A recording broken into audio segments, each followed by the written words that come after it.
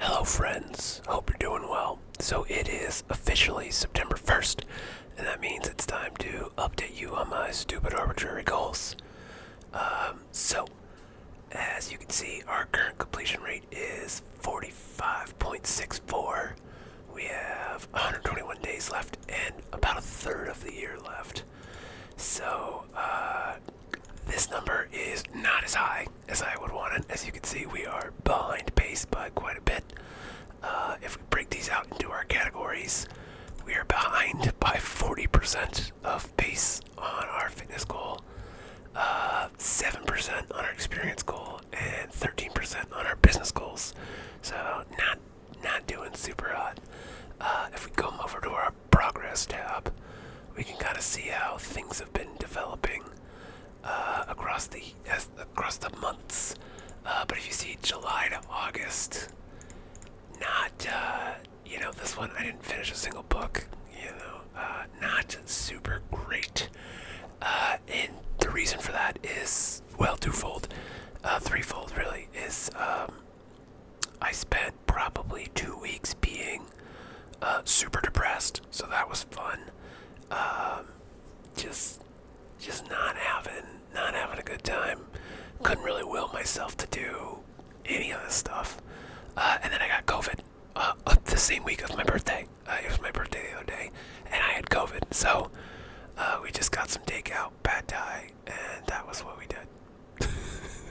So we're gonna do some birthday celebrations this weekend, and now that I think technically today was the first day I could be out of quarantine, but I'm still a little froggy. I feel a lot better, so I think I'm good to go.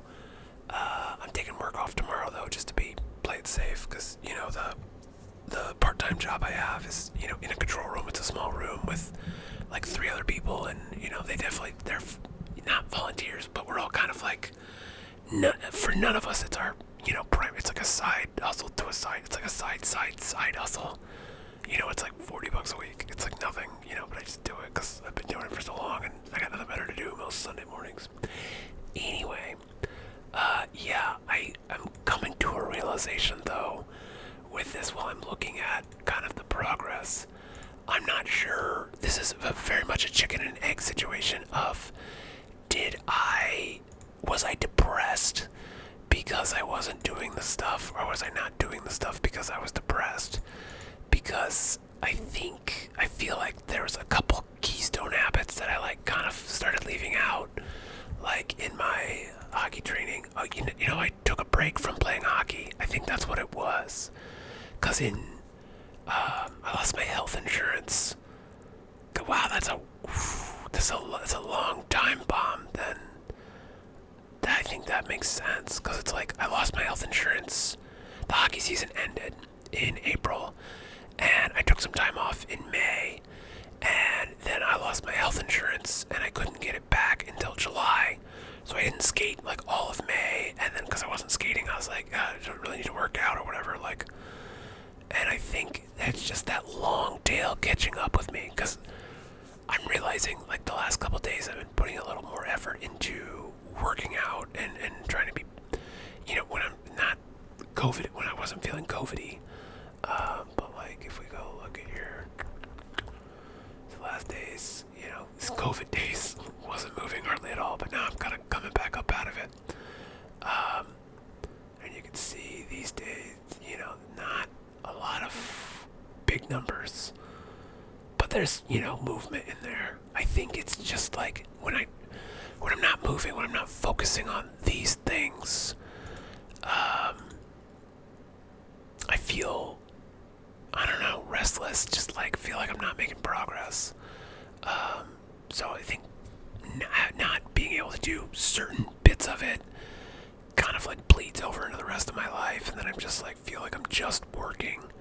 And the problem with just working is a lot of the work I do is used for like internal comps, and I never see it, and I never really get feedback other than like, this is great, which is just an email, and it's hard to read into that. You keep like, it's great, but like I could have done that better. You think about these things, and you don't really get true debriefings about like what you could have done better, because the person is just like, this accomplished the task at or below the budget.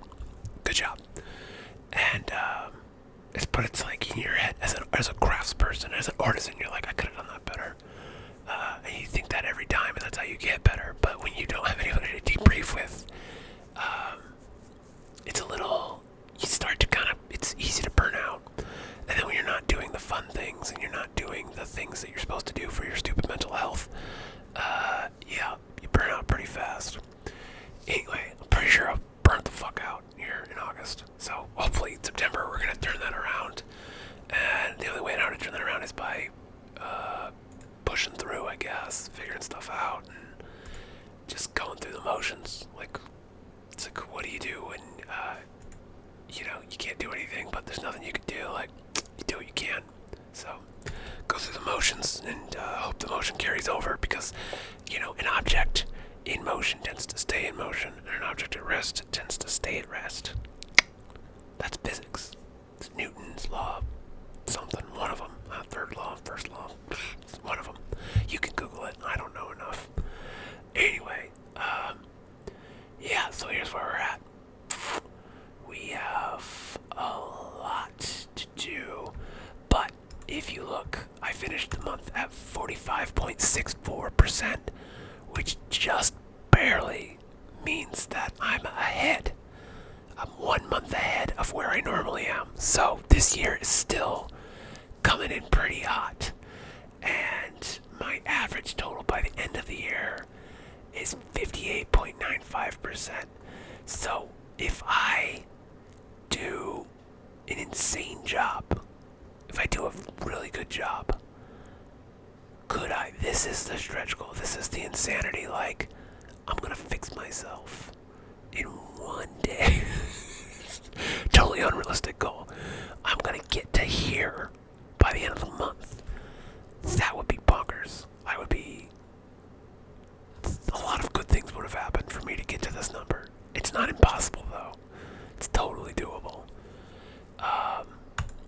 But if I can get to this number, which is definitely doable, I'll be happy. I'll be feeling pretty good, because that means I'll still be a month ahead, which means by the end of the year I should be in the 60s, if not better. But if I could take this to this, I think if I can get to this number by the end of September, I think I'll have a realistic shot of getting to 100%, which is something I've never done before. So whether or not that means, because I count overages, so I don't know if I would complete all of these to 100%.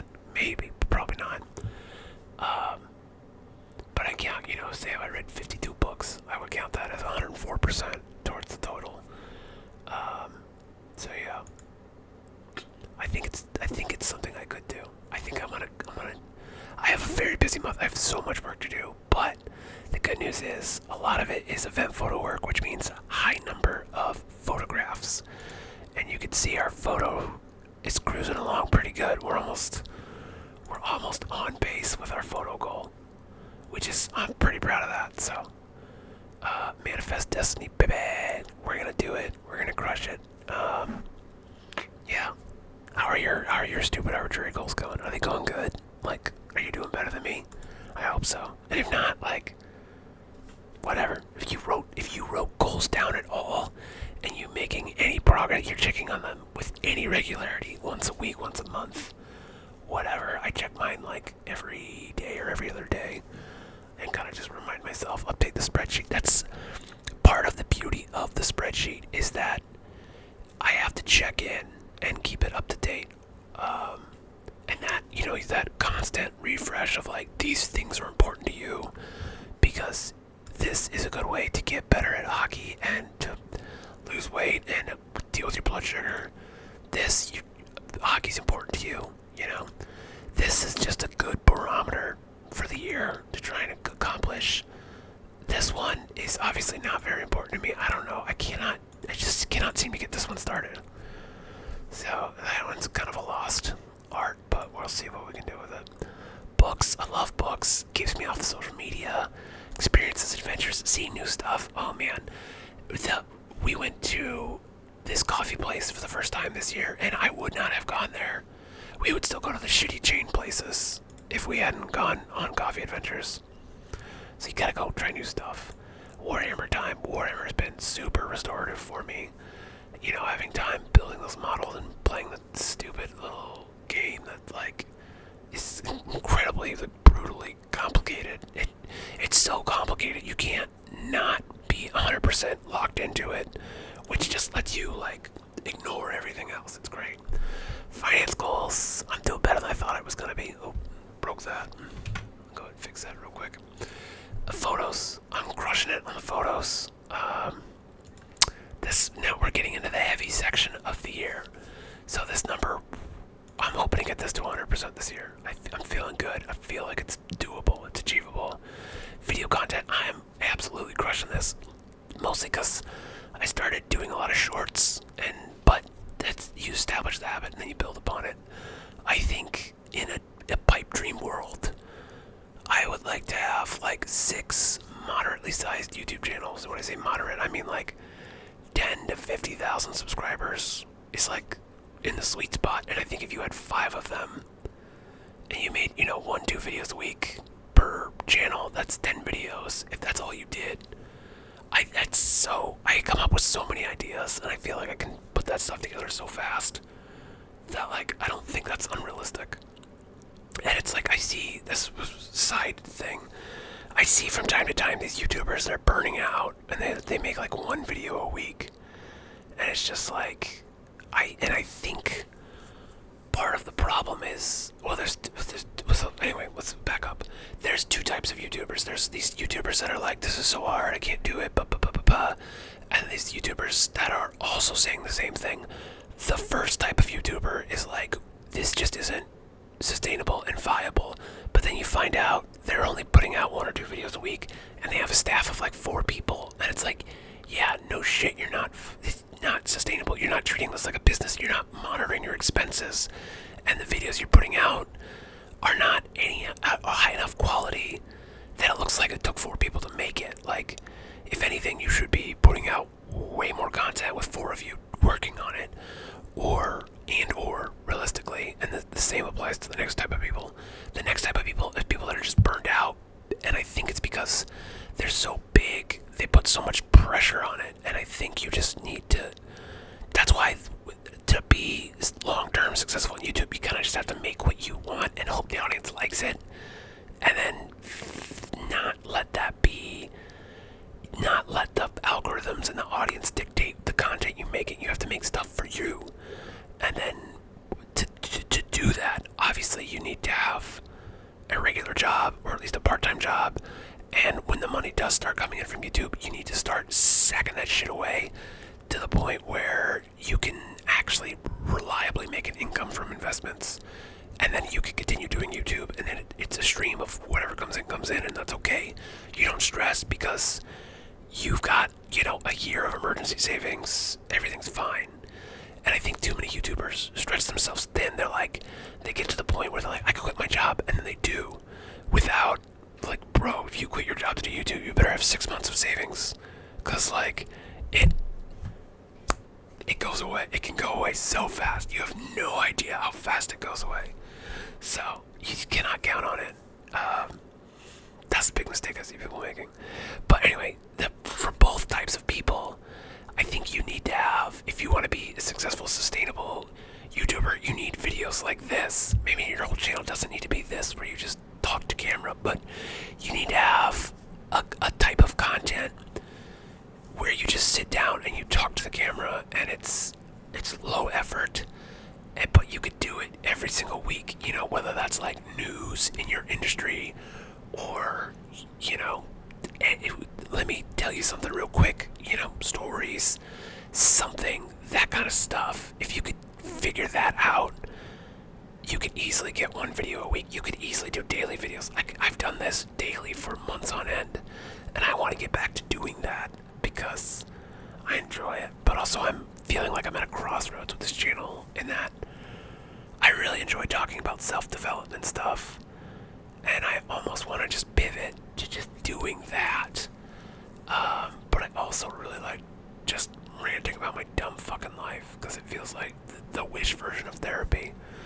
And I feel like it's two wildly different types of content that, I don't know, maybe I need to start a second, which at this point would be like a fourth, like a whisper channel, where I just do self-development ASMR stuff, and then this one just sticks with like, here's my bullshit life, deal with it. That might actually not be a bad idea. I think I'm just scared of doing that, and also it's one more thing, and it's like if you gotta get successful. I gotta build one up first, and then so maybe this winter, maybe I'll give that a shot, and I'll make, I don't know, 50 or 100 videos, and just see how it goes, and then go from there. You know, I think if I could build up a back catalog of like 20 or 30 videos over the winter when my work is slow, then maybe I could do something with that. I don't know. What do you think? Let me know what you think about that. But yeah, that's where I'm at. This is where I'm gonna be. Oh, you can't even see it. There we go. This is where I'm gonna be. By the end of the, I was looking at the actual monitor, not the OBS monitor, which is what I'm using to screen capture. Anyway, I hope you're doing well, and if not, I hope that turns around for you real soon. And as always, thank you for watching. I'll see you next time. Have a good one.